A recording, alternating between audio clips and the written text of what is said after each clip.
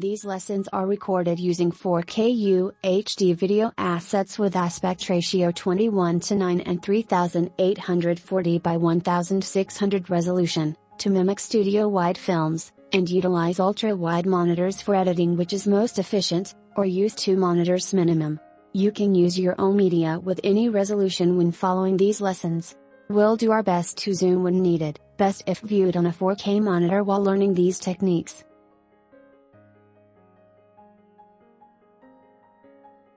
On the cut page 3 is a ripple tool. Yes, it is the same as in the edit page. We need more time on that, and so what I'm thinking is I want to extend this out. There are a couple ways of doing that. One way is to hover my mouse right next to the edit point, and you'll see that the mouse changes what it's doing as I get around the edit point.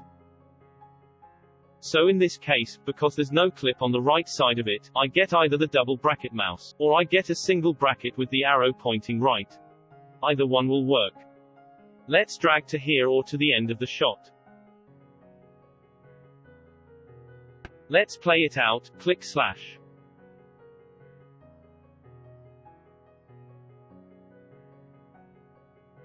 We're going from the wide to zoomed in another angle pretty faster than I wanted. So we can just trim the end of the wide shot or bottom track.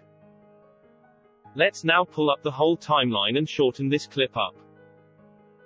There are a couple ways you can accomplish this. With traditional in and out points. So I'm kind of hovering over this clip, I'll press the X button, and the X button will set my in and out point for the clip that I'm hovering over. Alt X to clear the markings on the timeline. Go to end of last frame of the shot on the second track, mark an in. Now that marking is shorter and highlights what I need removed or trimmed. And I'm just going to click away, out in the gray area to deselect that edit point, just in case it decides to try to delete maybe a frame there, or maybe delete this clip. Press backspace. You can see it got rid of those clips that I had selected and pulled everything back. Delete button will do the same on cut page, but not on the edit page. Try the other way with the trim tools. I am going to undo everything we did just now.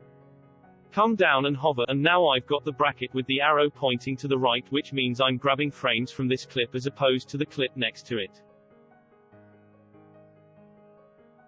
Click, drag, and notice what's happening, it's actually moving the clip up top, and this is one of the things that happens here in the cut page, it tries to keep everything in sync on all tracks. It will delete the track on top if I go too far.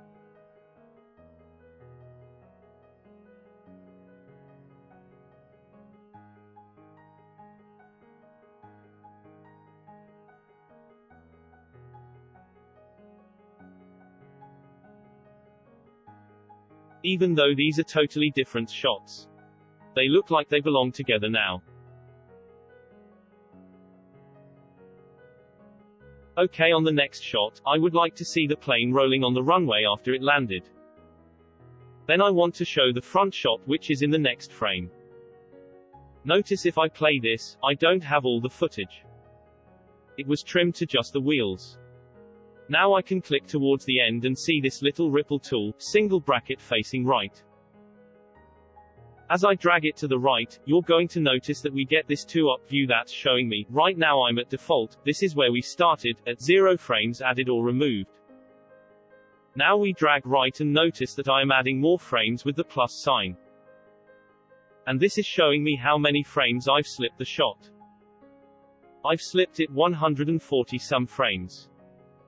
So let's bring it back the line here, and see how it looks or plays.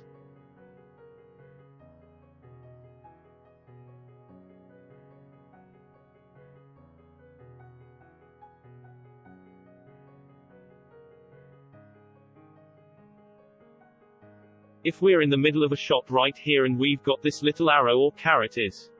Right now it is between shots. I don't even have to select an edit point in order to add a dissolve onto that edit point. All I have to do is come up to this icon, press dissolve. Without me having to even be on that point.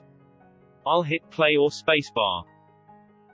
The caret is still on that edit point and there's a cut tool. Its job is to take any dissolves you placed and turn them back into cuts. So let's remove the video effect we added. Click on that and it removes our dissolve.